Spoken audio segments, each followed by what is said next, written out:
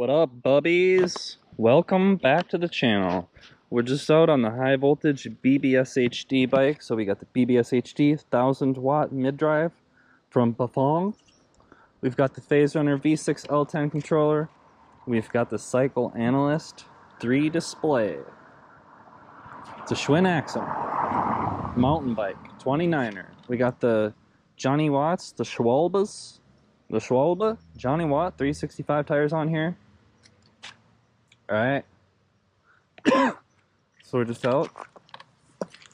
Ooh. Hanging out today. And we're just gonna ride around in the woods a little bit. So I put these Johnny Watts tires on. I've been meaning to put these tires on for a while. And whenever I put tires on, I tend to procrastinate and put it off forever, because putting tires on can kind of be a pain sometimes. But then it was actually pretty easy on this bike. I'm still using the wheels that came on this bike, and it's kind of like a low-end bike, so the wheels, the rims aren't tubeless, so it tends to be easier to get tires on to rims that aren't tubeless. And then on my fat tire bike, those fat tires, those are what I'm kind of used to, and that's why I tend to avoid changing tires, is because on my other bike with the tubeless rims and those fat tires, they are something else to change, buddy. It's like each tire can take an hour. It's ridiculous. Like, it's very difficult. So with these tires, I didn't even need tire levers. I think I used one tire lever just to get it started, and that was all I needed. But yeah, those fat tires, buddy, they suck. All right, so we're out here, we're on the trail. Let's rip around. Let's focus on this now. So I wanted to get this bike out with these tires just to feel what they're like. I built this bike back in December of this year, so it was winter, and I'm in Wisconsin, so it was freezing when I built this bike. And I had these tires on first because it's a rubber compound that works really well in the winter.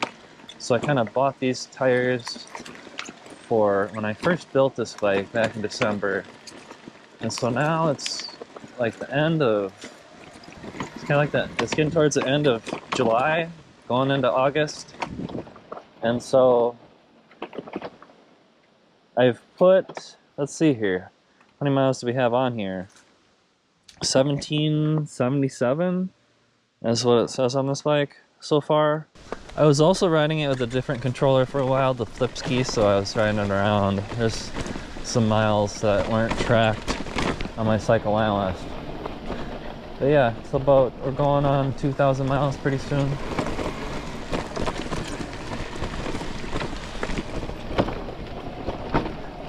I've been meaning to get this out with these tires, but I've been having some issues lately with my other bike. Well, first of all, I started riding my bikes at this mountain biking place, Valley View. And when I'm riding my bikes around the street, I don't typically crash, and I'm not riding very hard or anything. So, I mean, I never really had any problems with bikes falling apart or structural issues on my bike frame. But I just discovered the other day on my dual hub motor bike that there's this huge giant crack in the down tube. Sketchy, questionable crack where if that down tube completely snapped, it would be it would be bad. Right? So on my other bike, on the dual hub bike, the big old fat tire bike, the down tube cracked right here, just right here. There's this big giant crack in the down tube on my dual hub bike. And so, I mean, it's a bike that I've been riding for I mean, it's probably been 4 years now. I built it in 2020 and it had a BBS HD on it first. I rode it like that for a year, and then I put a rear hub motor on it, so it was a dual motor mid-drive and a hub motor in the rear wheel. But then it's when I put that front motor on it that I think it probably started stressing the frame up here, like right here, because when you have a front motor and it's you're giving it power and it's torquing like that whole, it just wants to go like that, right? So there's kind of like this leverage happening on the from that wheel, you know, on the steer tube, and it's always kind of like boom, boom, boom, like trying to go like that. And so I think it was stressing the steel frame on that bike. So I guess what I'm saying is my bikes are falling apart, like all of them, all at once. And if you start riding on mountain biking places and more challenging, like off-road terrain, I mean, it's like, it's a lot harder on your bike.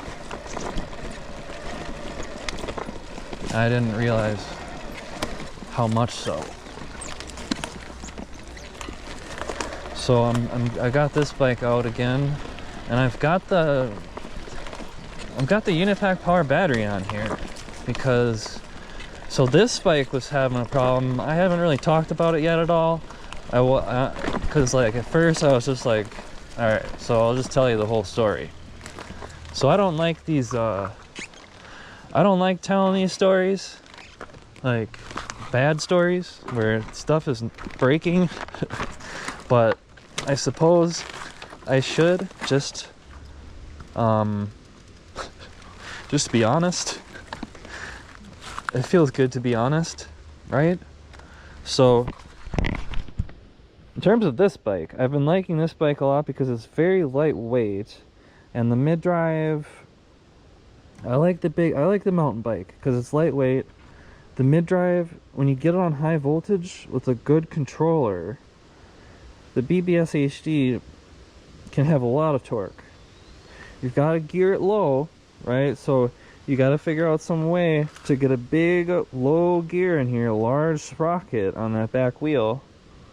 So it seems to be the most economical is to get like a Pinion P8200 adapter that goes on that back cassette spline, and then so it lets you hook, it goes on the cassette splines on like the free hub, and then you can put a 104 BCD chainring on there.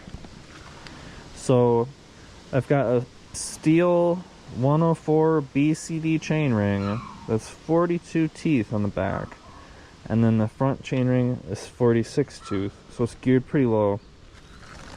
And so I like this bike, but I've got this 72 volt Unipack power battery on here because I was having a problem like back, I want to say like back on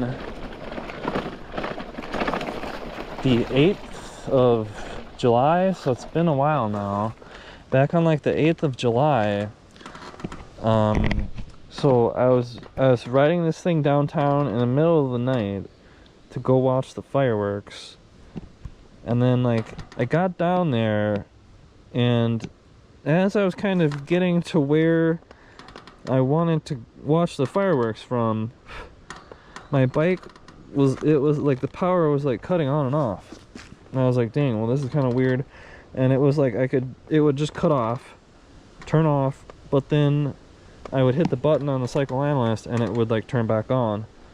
And so it was like, it seemed like when I was riding and hitting bumps, like something was coming loose, some kind of electrical connection was coming loose somewhere.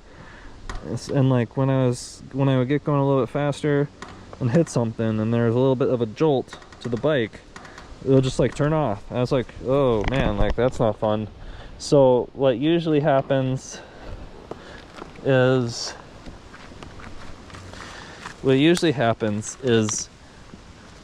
like right here, oh, gotta hold the brake, right here, that XT60 can start coming out of the controller. So that's what connects the battery to my controller. this XT60. And right here I've actually got some glue that's holding it in there right now, because like that just tends to happen a lot. The XT60 likes to just kind of like jump out of the phase runner. And so you don't want that. So I've got that glued in there. But what was happening was, so the problem and why I'm using this 72 volt unit pack power battery is because when I went to that Valley View mountain biking place and I started like going off of jumps and thrashing around on this thing, and probably just from riding it, you know, this whole year, is that 88 volt battery that I had built, the do-it-yourself 88 volt, you know, 21S 5P battery that I had on here previously. The silver, it was wrapped in silver duct tape. So like there were some spot welds on that thing that were like coming loose. And then I think it was from like kind of just like stress, you know, like the stresses of being on the bike and riding crazily and hitting bumps and stuff. You know, I think that, and also when I was getting the battery onto the frame, like I really had to like squeeze, and like it was kind of a tight fit when I got it inside of like the case that I've made for it and it's all taped up and stuff. It was a pretty tight fit on the frame, and I was kind of like using quite a bit of physical force just to like push it into the frame and get it in place. So I mean, a combination of me wrenching on it and the bike getting thrashed and going off jumps and stuff, my do-it-yourself battery was just like not holding up, and there wasn't any kind of like a catastrophic problem. Like no nickel strips came completely loose and were just like falling around inside of the battery or anything like that. Like I had nickel strips that were spot welded onto the battery cells, and then it was all like taped with electrical tape, and then taped with like some other tape, and inside of like some plastic, and then that was taped. Right. So thankfully the way that I had kind of like taped up the battery really tight with electrical tape and some other tape, that was still, and then the spot weld didn't totally fail. Like when you're spot welding a nickel strip, there's two ends of it and you're spot welding each end, and so it was like in the middle of the battery. What was happening is like in the center of the battery, so right here, and I think it could have just been from me prying the battery on and then pulling the battery off of the bike, but like in the center of the battery, the nickel strips, like there were several of them that were kind of like coming unwelded, and I think just sometimes when I was riding the bike and like I would be touching the side of the battery and like pressing up against it, like the nickel strips were coming in and out of contact, and kind of like, you know, the whole battery was like going open circuit depending on like, you know, how it was being pressed and which way the wind was blowing. So that's what happened with the battery on here. Is like I just need to get it back together. I would say there's probably like a handful of spot welds on the whole battery where like one side of the spot weld had came loose, but the other side of it was still holding on there, and like, so yeah, thankfully I got lucky and I didn't have pieces of metal that had come completely loose and just were like falling around in the battery, because that could have been a huge like problem that could have like started a fire. I really think it was just kind of like leverage, you know, and just at some point a little bit of leverage, the whole battery, one of those nickel strips just kind of comes loose on one end. Now the way that everything is welded on there, where each nickel strip is welded on two sides, I think it's probably like somewhat easy for them, if the whole battery gets bent or something, for some of them just to kind of like pop loose like that. But I don't know that, like, I think with the way that I had taped it and just the way that the strips are spot welded, you know, I don't think that anything was like close to coming loose. But yeah, I mean, it came apart in such a way where it was like turning off, and there was like some arcing, and I had to walk the bike home in the middle of the night. So it was a problem, but thankfully it was just an inconvenience. But yeah, so the moral of this story is if you're spot welding 100 Samsung 21700 cells together for an e-bike battery, maybe practice spot welding on some smaller projects first. I mean, I spot welded 2 other batteries before this that I've never had any problem with. One of them, it was a combination of spot welding and soldering on top of it, and I haven't had any problems with that battery at all, little baby Samsung. But then my other battery, I built it, and it was 5P, but I only used 1 layer of nickel strips on the series connections.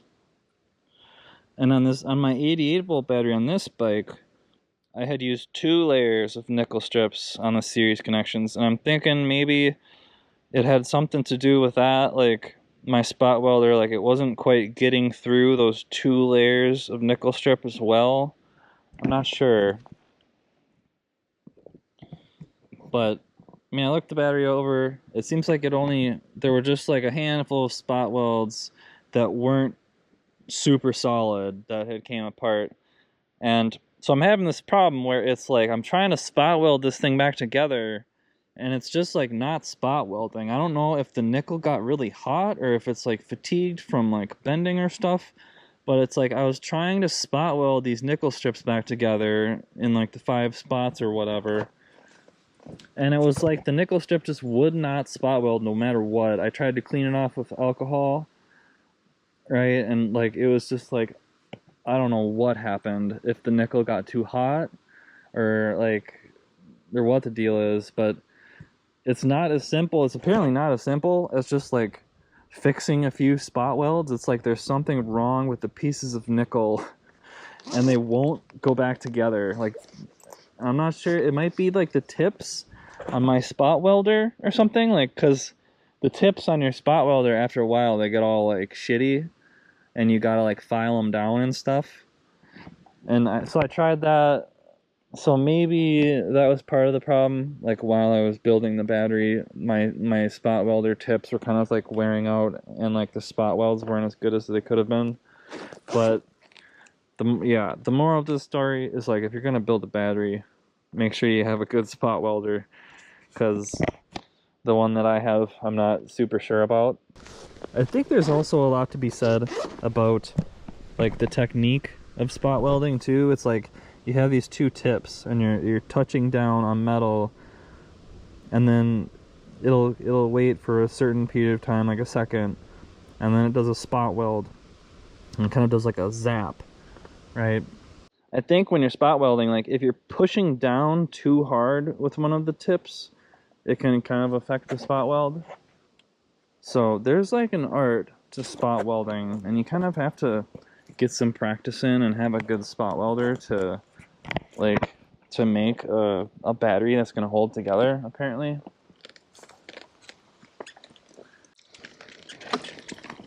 But I want to get riding again. I just keep blabbing.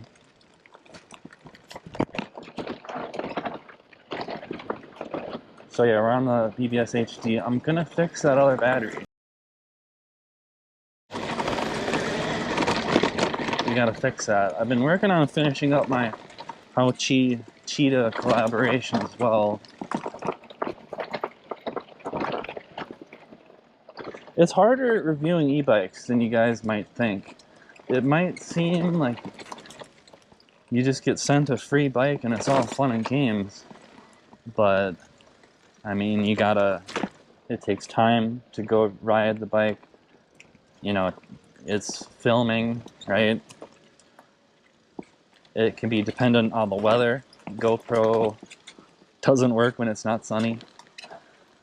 I mean, sometimes when bikes get sent to you, like, you have to have the bike working in order to be able to ride it and film. right? And sometimes when bikes get shipped in the mail, they get damaged. So imagine you're getting a bike, you're accepting a bike for review, and then you've got a certain period of time that you can review it, but then it gets damaged in shipping, and you've got to either bring it to a bike shop, have them fix it, or you've got to, you know, buy the parts and then invest the time and money into fixing it yourself, right? So then, you know, there's things that can happen that along the way in reviewing bikes. And I've seen some reviewers, like, they get the bike and there's like a big problem with it, like the battery's not working, or like there's some problem like that. Thankfully that didn't happen. Nothing like that happened with me. But I'm just working on finishing up that collaboration with How Chi for the Cheetah, and then I'm gonna start modifying it.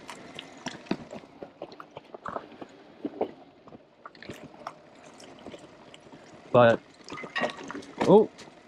it's been interesting doing a collaboration with an e-bike company.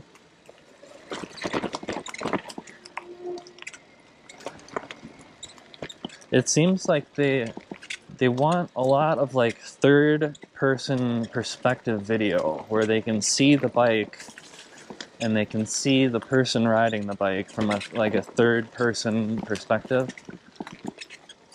And I used to have a 360 camera, and now I kind of wish that I still did, but I had so many problems with my GoPro 360 camera that I sent it back, and I just never got another one.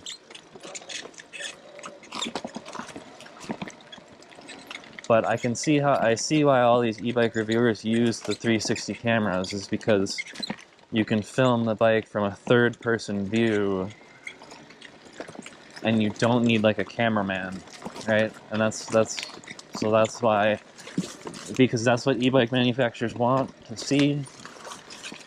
And then if you want to do that by yourself, you need a 360 camera, or else you need like a GoPro mounted on a big stick, like looking back at you or something. So that's never been part of my workflow. This is a faceless YouTube channel where I don't really show my face. I mean, sometimes I do on the webcam when I'm at my computer, but most of the time it's just first person, I'm riding the bike. So that's kind of like, it's outside of my normal workflow, and there's a lot of little, you know, a lot of little things related to that. Like when you're taking third person perspective pictures, you don't want to be all like sweaty and dirty and discombobulated. Like you want to look decent, right?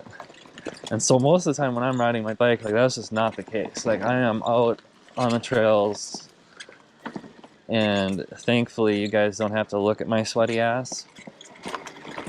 But I mean, that's just what happens, right? That's the reality of it. So it can be more challenging to film that kind of stuff. There's a lot of little challenges like that. You know, you want a certain appearance. You don't want to look all greasy. And then the other thing is you want the bike to be clean, right? And in the summer where I live, it's like every street is under construction and it's currently gravel. So I usually, when I record my videos, I usually ride the bike from my home or to wherever I'm going, and I just ride the bike the whole way. But like it's been impossible to ride the bike anywhere and keep it clean. Like, and I don't want to film a bunch of videos like in my yard, like I don't, you know, just like next to the hose, right? Like I spray it off each time. So like there's just a lot of little, like I don't usually clean my bikes at all, right? Like it's just like I don't waste my time with cleaning the bike because I don't really care what it looks like. You know, that's not what my channel is about. It's like just like looking cool. Like that's not what it's about. But when you're doing that kind of stuff for an e-bike company, that is what it's about, and you have to look decent and not be sweaty and look halfway presentable. So So yeah, I guess what I'm getting at is when you're reviewing e-bikes, the manufacturers want that third-person perspective footage from like a 360 camera. And I don't even have one. Like I don't think the technology's there yet. But also, like, you gotta like look halfway decent, not be all greased up. You gotta keep the bike clean, and you gotta be like cleaning the bike and stuff. And so, and then there's other things, like as you're riding the bike making videos, like the brakes might start rubbing. And it's like, well, you don't want like rubbing brakes in your videos. And you might say, well, you know, you should leave that in the video and like be honest and truthful. And like if the brakes start rubbing, you know, keep that in the video as part of the video. And so I'm just giving you an example of something that can happen as you're riding a bike, reviewing it, that can kind of like get in the way of continuing your progress working on that content. It's like you don't want to be recording videos where the bike is all like dirty and creaky and you're all sweaty and stuff, right? Like, so it's kind of like I had to do that completely separately. You gotta do that completely separately from when I'm riding and filming riding. And so it's almost like to film a review and get all of the third person shots, but to also get like riding shots, you kind of have to, I have to do the riding separately from taking like the photos and the videos in the third person. I see why a lot of people use those 360 cameras, and I'm definitely gonna get another one. Oh, at some point I'm gonna have to get another 360 camera.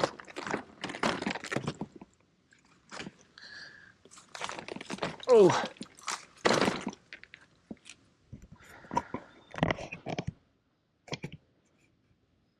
man, I'm getting hungry. When I was leaving, McDonald's was like broken and the ordering wasn't working. Let's see if it's working now. Nice, it's working now. Maybe we'll go to McDonald's too. Alright, boys. Now we're in business. I'm starving. But yeah, so I've been... Oh. I've got a whole bunch of bikes to fix. And I've got batteries to fix. I mean, I've got to weld the Mongoose Dolomite bike frame back together. I'm gonna have to get my brother's help because he's the welder.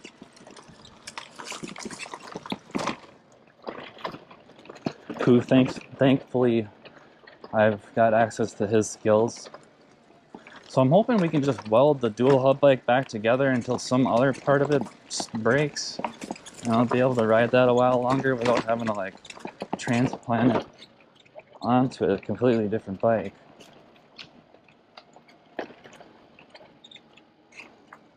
And then on this bike, I've got to fix the battery.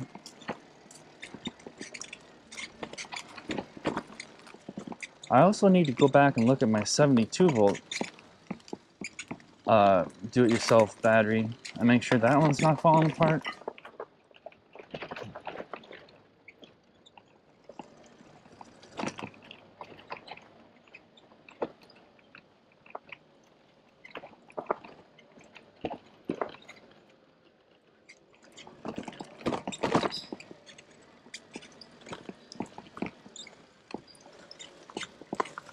Yeah, I would say if you're building a do-it-yourself battery, I would have something like Capcom tape or like electrical tape or something on top of the nickel strips, like adhering them, like sticking them in place to where they are, so that if anything, if anything ever happens to the spot welds on your nickel strips and they break free, that you don't have pieces of nickel loose inside of your battery falling around. Like if you build a battery, as you're doing as you're welding the series connections together, you want to like cover all those with electrical tape. And then I just left that on there, and I think that is potentially what prevented like a bad thing from happening in my case, so that because the spot weld came loose, but the nickel was still like stuck in place.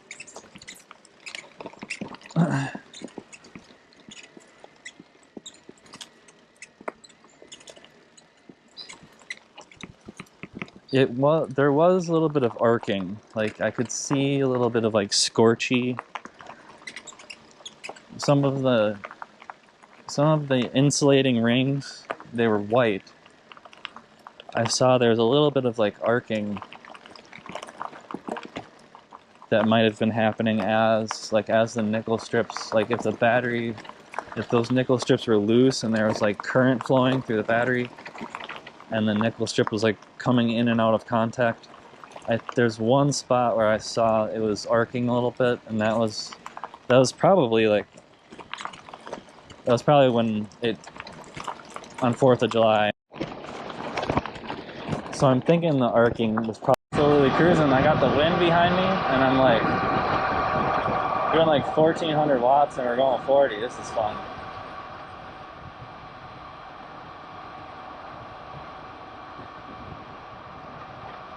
Absolutely ripping.